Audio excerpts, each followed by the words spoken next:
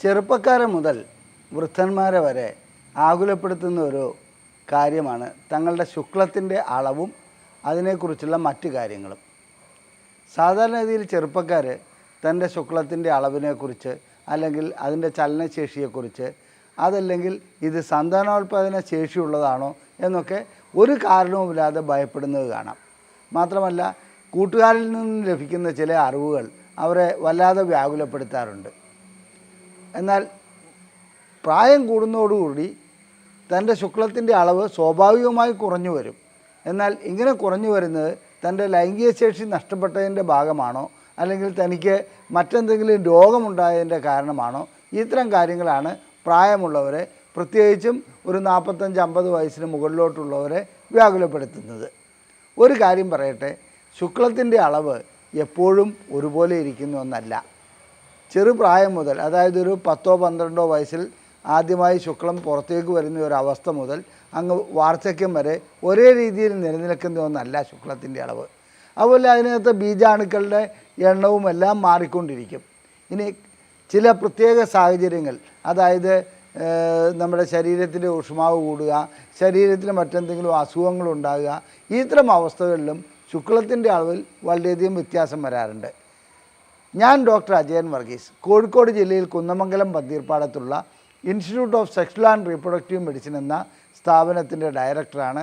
International association of sexual medicine practitioners modern medicine എന്ന അസോസിയേഷൻ്റെ അഖിലേന്ത്യാ ചെയർമാനുമാണ്.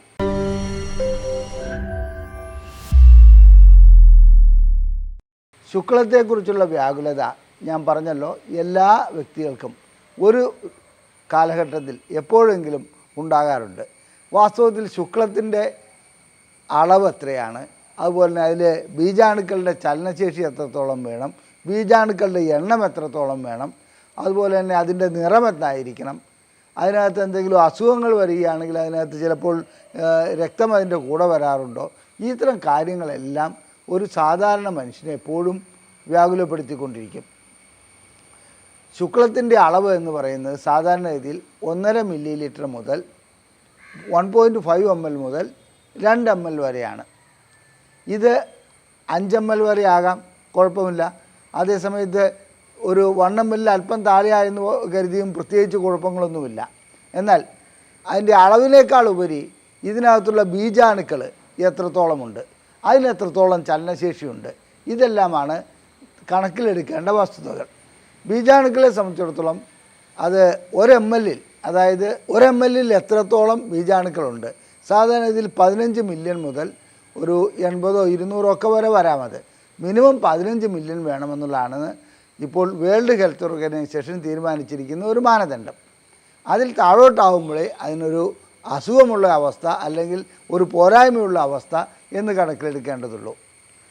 ഇത് കൂടിപ്പോകുന്നതുകൊണ്ട് പ്രത്യേകിച്ച് കുഴപ്പങ്ങളൊന്നുമില്ല. എന്നാൽ ചലനശേഷി എത്രത്തോളമുണ്ട്, അത് സാധാരണഗതിയിൽ 50% ചലനശേഷി വേണമെന്നാണ് കണക്കാക്കപ്പെടുന്നത്. എന്നിരുന്നാലും ശുക്ലത്തിൻ്റെ അളവ് അഥവാ ചലനശേഷി ഒരു 25-20% ഉണ്ടെങ്കിലും സന്താനോൽപാദനം നടക്കുമെന്ന കാര്യത്തിൽ സംശയമൊന്നുമില്ല.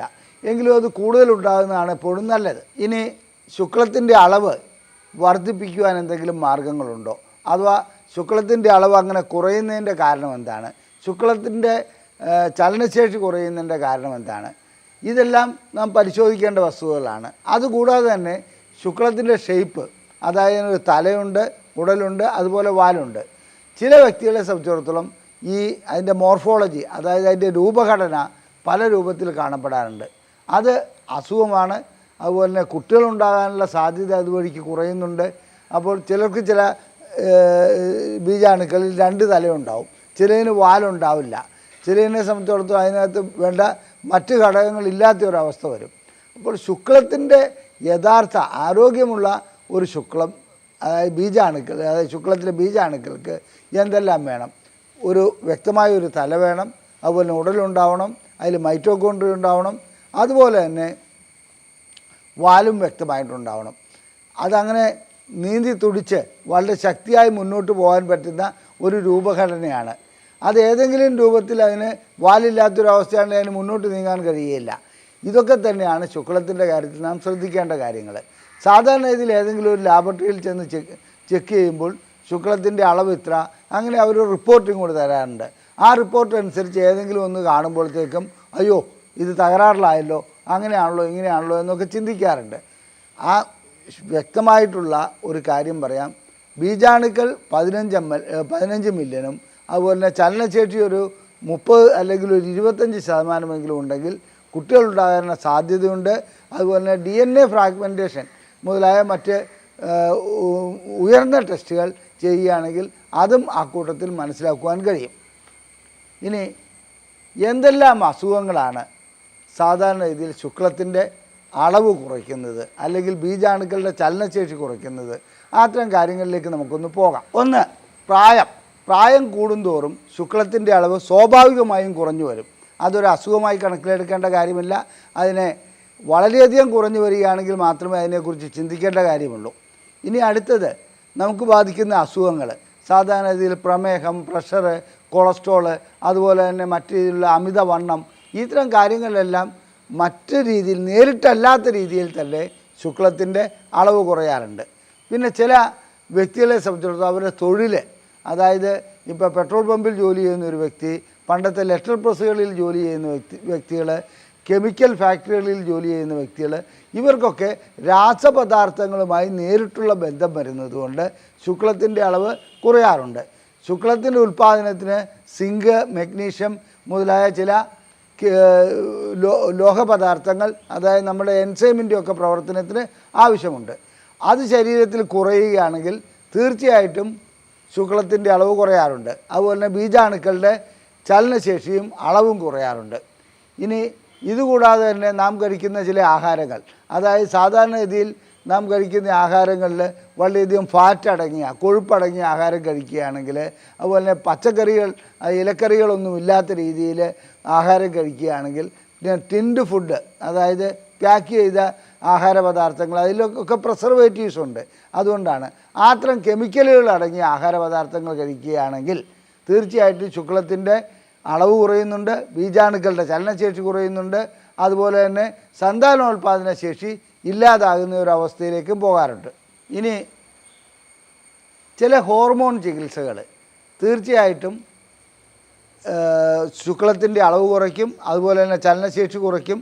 അതായത് നാം ഒരാവശ്യവുമില്ലാതെ ചിലപ്പോൾ ഇപ്പോൾ ചെറുപ്പക്കാരിൽ കാണുന്ന ഈ ബോഡി ബിൽഡേഴ്സ് എന്നൊക്കെ പറഞ്ഞ് അവർ ജിമ്മിലൊക്കെ പോയി കഴിഞ്ഞാൽ അവിടെ നിന്ന് ചില ഇഞ്ചക്ഷനൊക്കെ വയ്ക്കുന്ന കാണാം.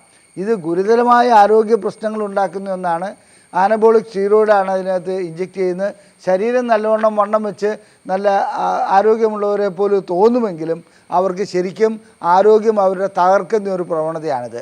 മാത്രമല്ല, അങ്ങനെ മത്സരത്തിന് പോകേണ്ട വ്യക്തികൾ കാട്ടിക്കൂട്ടുന്ന ഇത്തരം ചില വിവരം കെട്ട പരിപാടികളുണ്ട് അവരെ ആരോഗ്യം തന്നെ ഇല്ലാണ്ടാകുന്ന ഒരവസ്ഥ ഉണ്ടാകാറുണ്ട്. അത്തരം ഹോർമോൺ ചികിത്സ, അതായത് ഒരു എൻഡോക്രൈനോളജിസ്റ്റിൻ്റെ അല്ലെങ്കിൽ സെക്സോളജിസ്റ്റിൻ്റെ അനുവാദത്തോടു കൂടി അല്ലാതെ ഇത്തരം ചികിത്സ നടത്തുകയാണെങ്കിൽ തീർച്ചയായും ശുക്ലത്തിൻ്റെ അളവ് കുറയുന്നതായി കാണാം. ഇനി ചില മരുന്നുകൾ, അതായത് പ്രഷറിന് കഴിക്കുന്ന മരുന്നുകൾ, കാൽസ്യം ചാനൽ ബ്ലോക്കേഴ്സ്, ആ ഗണത്തിൽപ്പെട്ട ചില മരുന്നുകൾ, അതായത് അപസ്മാരത്തിന് കഴിക്കുന്ന ചില മരുന്നുകൾ, മാനസിക രോഗങ്ങൾക്ക് കഴിക്കുന്ന ചില മരുന്നുകൾ, അത്തരം മരുന്നുകൾ ശുക്ലത്തിൻ്റെ അളവ് കുറയ്ക്കാറുണ്ട്, ബീജാണുക്കളുടെ ചലനശേഷി നഷ്ടപ്പെടുത്താറുണ്ട്. ഇനി അടുത്തതായി പറയാനുള്ളത് പുകവലി, മദ്യപാനം, അതുപോലെ തന്നെ ഇപ്പോഴത്തെ ന്യൂ ജനറേഷൻ മയക്കുമരുന്ന്, MDMA, അങ്ങനെയുള്ള പല മരുന്നുകളും പല ലഹരി പദാർത്ഥങ്ങളും ഇന്നത്തെ ചെറുപ്പക്കാർ ഉപയോഗിക്കുന്നതായി കാണാം. ഇത് നേരിട്ട് ശുക്ലത്തിൻ്റെ അളവ് കുറയ്ക്കുന്ന ഒന്നാണ്. പ്രത്യേകിച്ച് സിഗരറ്റ് വലി ഒരു പ്രശ്നവുമില്ല എന്ന് ചിലർ കരുതും. മദ്യപാനവും അങ്ങനെയാണ്. ഇതെല്ലാം ഒന്നുകിൽ നേരിട്ട് അല്ലെങ്കിൽ നേരിട്ടല്ലാതെ ശുക്ലത്തിൻ്റെ അളവ് കുറയ്ക്കാറുണ്ട്. പ്രത്യേകിച്ച് സിഗരറ്റ് വളരെയധികം വലിക്കുന്ന വ്യക്തികളുടെ രക്തക്കൊള്ളുകൾ ചുരുങ്ങിപ്പോവുകയും രക്തം വേണ്ടത്ര രീതിയിൽ വൃഷ്ണങ്ങളിലേക്ക് പ്രവഹിക്കാതിരിക്കുന്ന ഒരവസ്ഥ വരാറുണ്ട്. അത്തരം അവസ്ഥകളിലാണ് സാധാരണ രീതിയിൽ ശുക്ലത്തിൻ്റെ അളവ് കുറഞ്ഞു പോകുന്ന ഒരവസ്ഥ ഉണ്ടാകുന്നത്. ഇനി വൃഷ്ണത്തിനേക്കുന്ന ക്ഷതങ്ങൾ, സാധാരണ രീതിയിൽ വൃഷ്ണത്തിന് ഒരു പ്രത്യേകിച്ച് അങ്ങനെ ഒരു ക്ഷതമേൽക്കുന്ന ഒരവസ്ഥ സംരക്ഷിക്കുവാൻ വേണ്ടി ട്യൂണിക്ക ആൽബിജീനിയ എന്നൊരു ഭാഗം അതിൻ്റെ മുന്നിലുണ്ട്. എന്നിരുന്നാലും ഫുട്ബോൾ കളിക്കുമ്പോഴോ അല്ലെങ്കിൽ വേറെ ഏതെങ്കിലും അപകടങ്ങളിൽ നിന്നോ വൃഷ്ണങ്ങൾക്ക് ഏതെങ്കിലും രൂപത്തിലുള്ള അതായത് ആഘാതമേൽക്കുകയാണെങ്കിൽ അല്ലെങ്കിൽ അതിന് തകരാറുണ്ടാകുകയാണെങ്കിൽ തീർച്ചയായിട്ടും ശുക്ലത്തിൻ്റെ അളവ് കുറഞ്ഞു പോകുന്നതായി കാണാം. അങ്ങനെയുള്ള വ്യക്തികളെ സംബന്ധിച്ചിടത്തോളം അവർക്ക് ശുക്ലം എത്രത്തോളം ഉണ്ടെന്ന് ടെസ്റ്റ് ചെയ്യണം. അതുപോലെ ശുക്ലത്തോടൊപ്പം അതായത് ചുവന്ന രക്താണുക്കൾ കാണപ്പെടുന്നുണ്ടോ എന്നുള്ളത് പരിശോധിക്കേണ്ടതുണ്ട്. മറ്റു രീതിയിലുള്ള അസുഖങ്ങളുണ്ടോ എന്നുള്ളതും പരിശോധിക്കേണ്ടതുണ്ട്. ഇനി ശുക്ലത്തിൻ്റെ ഉൽപ്പാദനം പ്രശ്നങ്ങളിൽ നിന്നാണ്. അവിടെ ബാധിക്കുന്ന അർബുദ രോഗങ്ങൾ, അതായത് ക്യാൻസർ മുതലായ രോഗങ്ങൾ ശുക്ലത്തെ തീർച്ചയായും അതിൻ്റെ അളവിനെ കുറയ്ക്കുന്നുണ്ട്. അതുപോലെ തന്നെ ബീജാണുക്കളുടെ ഉൽപ്പാദനത്തെ കുറയ്ക്കുന്നുണ്ട്. ചില വ്യക്തികളെ സംബന്ധിച്ചിടത്തോളം വൃഷ്ണത്തിൽ നിന്നും വരുന്ന ട്യൂബുകൾ, അതായത് മൂത്രക്കുഴലിലേക്ക് വരുന്ന ട്യൂബുകൾ ചിലപ്പോൾ ഇല്ലാതെയായി കാണാറുണ്ട്. അത് ജന്മന തന്നെ അതില്ലാത്തവരുണ്ട്. അവരെ സംബന്ധിച്ചിടത്തോളം ഉൽപ്പാദിപ്പിക്കപ്പെടുന്ന ശുക്ലത്തിൽ ബീജാണുക്കൾ ഉണ്ടാകുകയില്ല. അത്തരം ഇതാണ്, അത് സ്കാനിങ് വഴി നമുക്ക് കണ്ടുപിടിക്കാൻ കഴിയുന്ന ഒന്നാണ്. ചില ജന്മന ഉള്ള അസുഖങ്ങളിൽ ക്ലിൻഫിൽറ്റേഴ്സ് സിൻഡ്രോം, അതുപോലെ ക്രോമോസോമൽ അബ്നോർമാലിറ്റി, അത്തരം വ്യക്തികളിലും ശുക്ലം ചിലപ്പോൾ തീരെ ഉണ്ടാകാത്തവരുണ്ടാകാറുണ്ട്. അതുപോലെ തന്നെ ഉണ്ടായ ശുക്ലത്തിൽ അണുക്കളില്ലാതെയും വരാറുണ്ട്. ഇത്തരം കാര്യങ്ങൾക്കൊക്കെ പ്രത്യേകിച്ച് ഒരു ചികിത്സ നടത്തി മാറ്റം വരുത്താൻ കഴിയാത്തൊരു കാര്യമാണ്. അതായത് ചില ഹോർമോൺ സംബന്ധമായ അസുഖങ്ങൾക്ക് നമുക്ക് ചികിത്സിക്കാൻ കഴിയും. അതേസമയത്ത് ക്രോമോസോം സംബന്ധമായ അസുഖങ്ങൾ, അതായത് അവരുടെ ജനിതകമായ ഘടന മൂലമുണ്ടാകുന്ന അസുഖങ്ങൾക്ക് നാം ചികിത്സിച്ച് അതിനൊരു പരിഹാരം കണ്ടെത്തുവാൻ കഴിയുന്നതല്ല. എന്നാൽ ശാസ്ത്രം പുരോഗമിക്കുന്നതോടുകൂടി ഇന്ന് അത്തരം കാര്യങ്ങളിൽ ചില പ്രതീക്ഷകൾ നിലനിൽക്കുന്നുണ്ട്. ഇനി ശുക്ലം കൂടുതലായി ഉൽപ്പാദിപ്പിക്കുവാൻ അത് നാം ഏതെങ്കിലും ആഹാരം കഴിക്കുകയാണെങ്കിൽ, അതുപോലെ തന്നെ നാം ഏതെങ്കിലും ഇതിലേക്ക്, അതായത് നമ്മുടെ ആഹാര രീതിയിലോ വ്യായാമത്തിലോ ഒക്കെ മാറ്റം വരുത്തുകയാണെങ്കിൽ തീർച്ചയായിട്ടും അതിന് കഴിയുമോ എന്നുള്ളൊരു ചോദ്യം ജനങ്ങൾ ചോദിക്കാറുണ്ട്. നല്ല രീതിയിലുള്ള ആഹാരം കഴിക്കുകയാണെങ്കിൽ തീർച്ചയായിട്ടും ശുക്ലത്തിൻ്റെ അളവ് കൂട്ടിക്കൊണ്ടുവരാൻ കഴിയും. അതേസമയത്ത് ഇതൊരു മാജിക് റെമഡി അല്ല, അതായത് വളരെ പെട്ടെന്ന് തന്നെ സാധിക്കുന്ന ഒരു കാര്യമല്ല. നാം നമ്മുടെ ആരോഗ്യം സംരക്ഷിക്കുക എന്ന് പറയുന്നത് എല്ലാം നഷ്ടപ്പെട്ടതിന് ശേഷം ആരോഗ്യം സംരക്ഷിക്കാൻ പോയിട്ട് പ്രത്യേകിച്ച് കാര്യമൊന്നുമില്ല. അതായത് നല്ല പ്രായത്തിൽ നല്ലവണ്ണം സിഗരറ്റ് വലിക്കുക, മദ്യപിക്കുക, മറ്റ് ലഹരി പദാർത്ഥങ്ങൾ ഉപയോഗിക്കുക, വ്യായാമമൊന്നും ചെയ്യാതെ ഇരിക്കുക, ആഹാര പദാർത്ഥങ്ങൾ ഒരു ശ്രദ്ധയുമില്ലാതിരിക്കുക, അതിനുശേഷം 40, 45, 50 വയസ്സാകുമ്പോൾ എനിക്ക് ആരോഗ്യം വീണ്ടെടുക്കണമെന്ന് പറഞ്ഞാൽ കഴിയുന്ന കാര്യമാണ്. പക്ഷേ അത് വളരെ ദുഷ്കരമാണെന്ന് പറയട്ടെ. അതേപോലെ തന്നെയാണ് ശുക്ലത്തിൻ്റെ അളവ് കൂട്ടുവാനും ചില ആഹാര പദാർത്ഥങ്ങൾ സഹായിക്കാറുണ്ട്. അതിൽ പ്രധാനപ്പെട്ട ഒരു ആഹാര പദാർത്ഥമാണ് ചീര. ചീര ഇനത്തിൽപ്പെട്ട എല്ലാ കറികളും, അതുപോലെ തന്നെ ചീര ഇനത്തിൽപ്പെട്ട എല്ലാ വർഗ്ഗങ്ങളിലും ഇതിനകത്ത് ശുക്ലത്തിൻ്റെ അളവ് കൂടുതലായി ഉൽപ്പാദിപ്പിക്കുവാനുള്ള കഴിവുണ്ട്. ഇതുകൂടാതെ മാതള നാരങ്ങ അല്ലെങ്കിൽ ഉറുമാമ്പഴം എന്നൊക്കെ പറയുന്ന ചില നാരങ്ങ വർഗ്ഗങ്ങൾ, അതുകൂടാതെ സാധാരണ നാരങ്ങ വർഗ്ഗങ്ങളും ലൈംഗികമായിട്ട് ഉത്തേജനം ഉണ്ടാക്കുക മാത്രമല്ല ശുക്ലത്തിൻ്റെ അളവ് വർദ്ധിപ്പിക്കുകയും ചെയ്യും. നല്ല മുട്ട നാം കഴിക്കുകയാണെങ്കിൽ ശുക്ലത്തിൻ്റെ അളവ് വർദ്ധിക്കാറുണ്ട്. അതുപോലെ ബീഫ് അത്രത്തോളം സജസ്റ്റ് ചെയ്യാൻ പറ്റുന്ന, അതായത് പശുവിൻ്റെയും പോത്തിൻ്റെയും ഒക്കെ മാംസം അത്ര നല്ല കാര്യമല്ല. പിന്നെ പാക്ക്ഡ് ഫുഡ് നല്ല കാര്യമല്ല എന്ന് നേരത്തെ ഞാൻ സൂചിപ്പിച്ചു. അപ്പോൾ നല്ലത് ഏതാണെന്ന് ചോദിച്ചാൽ സാധാരണ രീതിയിൽ വെണ്ടയ്ക്ക, പാവയ്ക്ക, ആ രീതിയിലൊക്കെ കിട്ടുന്ന നല്ല ആഹാരങ്ങൾ, തീർച്ചയായിട്ടും പച്ചക്കറികൾ നല്ല ഗുണം ചെയ്യുന്നുണ്ട്. ഇതുകൂടാതെ നിരന്തരം വ്യായാമം ചെയ്യുകയാണെങ്കിൽ ടെസ്റ്റോസ്റ്ററോണിൻ്റെ അളവ് കൂടി വരും. അതുപോലെ തന്നെ നമ്മളെ സംബന്ധിച്ചിടത്തോളം നമ്മളുടെ ഓരോ വർഷം തോറും പുരുഷൻ്റെ ടെസ്റ്റോസ്റ്ററോണിൻ്റെ അളവ് 1% വെച്ച് കുറയുന്നുണ്ട്. വ്യായാമം ചെയ്യുകയാണെങ്കിൽ ആ അളവ് താരതമ്യേന കുറഞ്ഞു പോകാതെ, അതായത് അല്പം ഉയർത്തിക്കൊണ്ടുവരുവാൻ സാധിക്കും. അതിനോടൊപ്പം തന്നെ ഇത്തരം നല്ല രീതിയിലുള്ള ആഹാരം കഴിക്കുകയാണെങ്കിൽ തീർച്ചയായിട്ടും ടെസ്റ്റോസ്റ്ററോണിൻ്റെ അളവ് കൂട്ടുവാൻ കഴിയും. ഡാർക്ക് ചോക്ലേറ്റ് ഇതിന് നല്ലൊരു കാര്യമാണ്. ടെസ്റ്റോസ്റ്ററോണിൻ്റെ അളവ് കൂട്ടാനും അതുപോലെ തന്നെ ശുക്ലത്തിൻ്റെ അളവ് കൂട്ടുവാനും.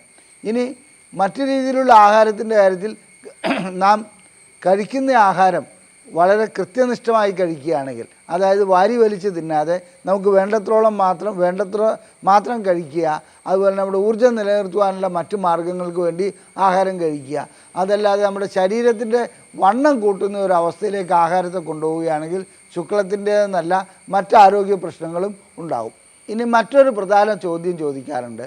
ലൈംഗികമായി ബന്ധപ്പെട്ട് കഴിയുമ്പോൾ, അതായത് ശുക്ലം യോനിക്കുള്ളിലേക്ക് കടന്ന് ഗർഭപാത്രത്തിലേക്ക് എത്തി ഫാലോപ്പിയൻ ട്യൂബ് വഴിക്ക് അവിടെ നിന്ന് വരുന്ന അണ്ഡവുമായി സംയോജിക്കുകയാണല്ലോ ചെയ്യുന്നത്.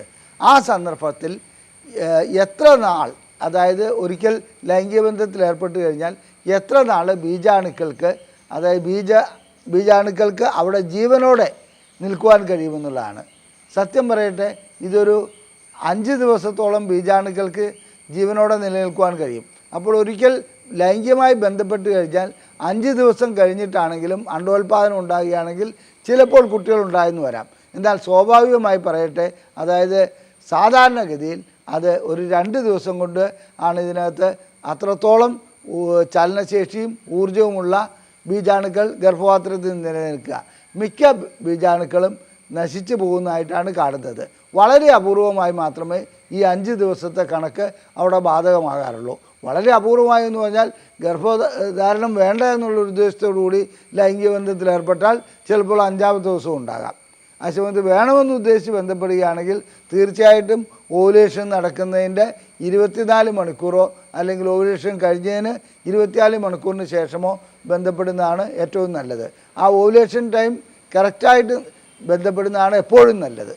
എന്നാൽ ബീജാണുക്കളെ സംബന്ധിച്ചിടത്തോളം ശരീരത്തിൻ്റെ പുറത്ത് വന്നു കഴിഞ്ഞാൽ, അതായത് ഒരു സ്ത്രീയുടെ ശരീരത്തിനകത്തേക്ക് വരാതെ പുറത്ത് നിൽക്കുകയാണെങ്കിൽ വളരെ അപൂർവമായിട്ട് അതിനൊരു 5-6 മണിക്കൂർ ജീവനോടെ നിൽക്കാൻ കഴിയുള്ളൂ. മിക്കപ്പോഴും അത് ഒരു 12 മണിക്കൂറിനുള്ളിൽ പരിപൂർണമായും നശിച്ചു പോകുന്ന അവസ്ഥയാണ് കാണാറുള്ളത്. പിന്നെ ബീജാണുക്കളെ സംബന്ധിച്ചിടത്തോളം അത് സാധാരണ രീതിയിൽ ദ്രാവക രൂപത്തിലേക്ക്, ഒരു കുഴമ്പ് രൂപത്തിലാണല്ലോ ഇത് വരുന്നത്. ദ്രാവക രൂപത്തിലാകുന്നതിന് ഒരു അരമണിക്കൂർ സമയം അല്ലെങ്കിൽ 3/4 മണിക്കൂർ സമയം മതി. എന്നാൽ ചില വ്യക്തികളുടെ ബീജാണുക്കൾ ശുക്ലം 2 മണിക്കൂർ കഴിഞ്ഞാലും കട്ട രൂപത്തിൽ, അതായത് കൊഴുപ്പ് രൂപത്തിൽ തന്നെ അവിടെ ഇരിക്കുന്നത് കാണാം. അവരെ സംബന്ധിച്ചിടത്തോളം ഗർഭധാരണം അത്തരം ബീജങ്ങൾക്ക് ഗർഭം ധരിക്കുവാൻ കഴിയുന്ന ഒരു അവസ്ഥയല്ല. അതിൻ്റെതായ ചികിത്സ നൽകേണ്ടതുണ്ട്. ഇനി ഒരു കാര്യം, വൃദ്ധന്മാരുടെ ശുക്ലത്തിൽ കാണുന്ന ബീജാണുക്കൾക്ക് സന്താനോൽപാദന ശേഷിയൊക്കെ ഉണ്ടാവും. എന്നാൽ അങ്ങനെ ഉണ്ടാകുന്ന സന്താനങ്ങൾക്ക് ഒരു പ്രത്യേക തകരാറുണ്ട്. അവർക്ക് ഓട്ടിസം വരാനുള്ള സാധ്യതയുണ്ട്, അതുപോലെ മാനസിക രോഗങ്ങൾ ഉണ്ടാകാനുള്ള സാധ്യതയുണ്ട്, അതുപോലെ ഇൻ്റലക്ച്വലി, അതായത് ബുദ്ധിപരമായ കഴിവ് കുറയുവാനുമുള്ള സാധ്യതയുണ്ട്. അതുകൊണ്ട് നല്ല പ്രായത്തിൽ തന്നെ ലൈംഗിക ബന്ധത്തിൽ ഏർപ്പെട്ട് കുട്ടികളുണ്ടാകുന്നതാണ് എപ്പോഴും നല്ലത്. ഒരു 45 വയസ്സിന് താഴോട്ടാണ് നല്ലത്, മുകളിലോട്ടല്ല. ഇനി അതുകൂടാതെ ചില പ്രത്യേക സാഹചര്യങ്ങളിൽ ലൈംഗിക ബന്ധത്തിൽ ഏർപ്പെടുകയാണെങ്കിൽ ചലനശേഷി ഇല്ലാത്ത, അതായത് മാനസികമായ ബുദ്ധിമുട്ടുണ്ടാകുന്ന അവസ്ഥയിൽ, അതുപോലെ തന്നെ ചില അതായത് ഊഷ്മാവ് കൂടുതലുള്ള അവസ്ഥയിൽ, അത്തരം അവസ്ഥയിലൊക്കെ ലൈംഗിക ബന്ധത്തിൽ ഏർപ്പെടുകയാണെങ്കിൽ ചിലപ്പോൾ ബീജാണുക്കളുടെ അളവ് കുറയാറുണ്ട്. കുട്ടികളുണ്ടാകുന്നതിന് അത് ദോഷകരമായി ഭവിക്കാറുമുണ്ട്. ശാസ്ത്രീയമായ പഠനങ്ങൾ അതിനൊരു സപ്പോർട്ടീവായിട്ട് ഇതുവരെ വന്നിട്ടില്ലെങ്കിലും അത്തരം കാര്യങ്ങൾ നാം വിലയിരുത്തേണ്ടതുണ്ട്. അപ്പോൾ മറ്റൊരു ചോദ്യം, 20 വയസ്സിന് താഴോട്ടുള്ള ആൺകുട്ടികളുടെ ബീജാണുക്കൾ നല്ല ആരോഗ്യമുള്ളതാണോ? അല്ല. 20 വയസ്സിന് താഴെയുള്ള ആൺകുട്ടികൾ ഒരു പിതാവാകുവാനുള്ള പക്വതയായിട്ടില്ല എന്നുള്ളതാണ് ചില പഠനങ്ങൾ തെളിയിക്കുന്നത്. കാരണം അവരുടെ ബീജാണുക്കളിൽ കുട്ടികളുണ്ടാകുകയാണെങ്കിൽ അത് തന്നെ നല്ല ക്വാളിറ്റിയുള്ള ബീജമല്ല എന്നുള്ളതാണ് ശാസ്ത്രീയ പഠനങ്ങൾ തെളിയിക്കുന്നത്. ഇപ്പോഴും പഠനങ്ങൾ നടന്നുകൊണ്ടിരിക്കുകയാണ്. എന്നിരുന്നാലും ഒരു കാര്യം മനസ്സിലാക്കുക, വിവാഹപ്രായം 20 വയസ്സിന് മുകളിലോട്ടാകുന്നതാണ് നല്ലത്. അതല്ലാതെ 12ഓ 13ഓ വയസ്സിൽ ശുക്ല വിസർജനം ഉണ്ടായെന്ന് കരുതി അപ്പോൾ തന്നെ ഉണ്ടാകുന്ന കുട്ടികൾ നല്ല കുട്ടികളായിക്കൊള്ളണമെന്നില്ല. നല്ലതെന്ന് ഉദ്ദേശിക്കുന്നത് ഈ രീതിയിലുള്ള മാനസിക രോഗമോ അങ്ങനെയുള്ള മറ്റെന്തെങ്കിലും വൈകല്യങ്ങളുള്ള കുട്ടികളുണ്ടാകാനുള്ള സാധ്യത അവിടെയുണ്ട്. അതുകൊണ്ട് 20 വയസ്സിന് മുകളിലോട്ടാണ് വിവാഹം കഴിക്കുന്നതും കുട്ടികളുണ്ടാകാനുള്ള തയ്യാറെടുക്കേണ്ടത്. ഞാൻ ബീജാണുക്കളെക്കുറിച്ചും ശുക്ലത്തിൻ്റെ അളവിനെക്കുറിച്ചുമെല്ലാം ഇവിടെ വിശദമായി നിങ്ങളോട് സംസാരിച്ചു കഴിഞ്ഞു. ഒരു കാര്യം പറയട്ടെ, ഇതേതെങ്കിലും രീതിയിൽ ഭയപ്പെടുത്തുവാൻ വേണ്ടി പറഞ്ഞതല്ല, വളരെ വ്യക്തമായിട്ട്, അതായത് നിങ്ങൾക്ക് എന്തെങ്കിലും ഒരു ഭയപ്പാടുണ്ടെങ്കിൽ അതിന് ചികിത്സ തേടുകയാണ് വേണ്ടത്. അതല്ലാതെ ഏതെങ്കിലും ഒരു ലാബിൽ കൊണ്ടുപോയി ടെസ്റ്റ് ചെയ്ത് കഴിഞ്ഞിട്ട് നിങ്ങളത് കിട്ടുന്ന റിപ്പോർട്ട് അനുസരിച്ച് നിങ്ങൾ തന്നെ വിലയിരുത്തുകയാണെങ്കിൽ നിങ്ങൾക്ക് ഒട്ടനവധി സംശയങ്ങളുണ്ടാവും. കാരണം ഇതിൽ കാണുന്ന ഓരോ പാരാമീറ്റേഴ്സും അത് ശരിയാണോ ഇത് ശരിയാണോ എന്നുള്ളത്. വാസ്തവത്തിൽ കുട്ടികളുണ്ടാകേണ്ട ഒരു കാര്യത്തിന് വേണ്ടിയാണ് ബീജാണുക്കൾ ടെസ്റ്റ് ചെയ്യുന്നതെങ്കിൽ തീർച്ചയായിട്ടും ഒരു ഡോക്ടറെ കണ്ടിട്ട് ആ ഡോക്ടറോട് അഭിപ്രായം ചോദിക്കുക. അല്ലാണ്ട് വെറും ലാബ് ടെസ്റ്റ് മാത്രം വെച്ചിട്ട് നിങ്ങൾ സ്വയം അഭിപ്രായങ്ങളിൽ എത്തിപ്പെടരുത്. അത് അപകടം പിടിച്ച ഒരു വസ്തുതയാണ്. ഈ വീഡിയോ നിങ്ങൾക്ക് ഇഷ്ടപ്പെട്ടുവെങ്കിൽ നിങ്ങൾ ലൈക്ക് ചെയ്യുക, അതുപോലെ തന്നെ ഷെയർ ചെയ്യുക. നിങ്ങളുടെ അഭിപ്രായങ്ങൾ കമൻറ്റ് ബോക്സിൽ രേഖപ്പെടുത്തുക. നിങ്ങൾക്ക് ലൈംഗികതയെക്കുറിച്ചുള്ള പ്രശ്നങ്ങൾക്ക് എന്തെങ്കിലും സംശയമുണ്ടെങ്കിൽ ഞങ്ങൾ ബുക്ക്ലെറ്റുകൾ സൗജന്യമായി അയച്ചു തരുന്നുണ്ട്. ഇവിടെ കാണിച്ചിരിക്കുന്ന നമ്പറിൽ ISRM എന്ന് ടൈപ്പ് ചെയ്ത് ഈ നമ്പറിലേക്ക് വാട്സപ്പ് ചെയ്യുകയാണെങ്കിൽ, വാട്സപ്പ് മാത്രം ചെയ്യുക, മെസ്സേജ് അയക്കരുത്. വാട്സപ്പ് ചെയ്യുകയാണെങ്കിൽ തീർച്ചയായിട്ടും നിങ്ങൾക്കൊരു ബുക്ക്ലെറ്റ് ഞങ്ങൾ സൗജന്യമായി അയച്ചു നൽകുന്നതാണ്. അതുപോലെ തന്നെ നിങ്ങൾക്ക് ലൈംഗിക പ്രശ്നങ്ങൾ, അതായത് ശീഘ്രസ്ഖലനം, ലൈംഗിക ശേഷിക്കുറവ്, താല്പര്യമില്ലായ്മ, ലൈംഗികമായി ബന്ധപ്പെടാൻ കഴിയാത്ത അവസ്ഥ, ഇങ്ങനെ എന്തെങ്കിലും അവസ്ഥയോ അസുഖങ്ങളോ ഉണ്ടെങ്കിൽ ഞങ്ങളതിന് ചികിത്സ നൽകുന്നുണ്ട്. ഞങ്ങളുടെ ഈ നമ്പറിൽ തന്നെ വിളിച്ച് നിങ്ങൾക്ക് ബുക്ക് ചെയ്യാവുന്നതാണ്. നന്ദി, നമസ്കാരം.